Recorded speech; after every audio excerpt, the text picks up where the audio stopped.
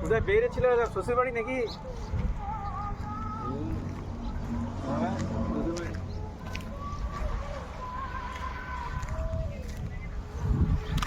ভালো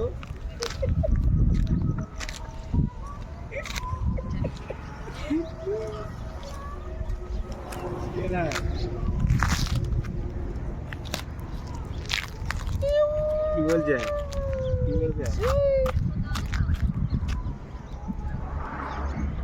আমি তো বললাম তো এই জন্য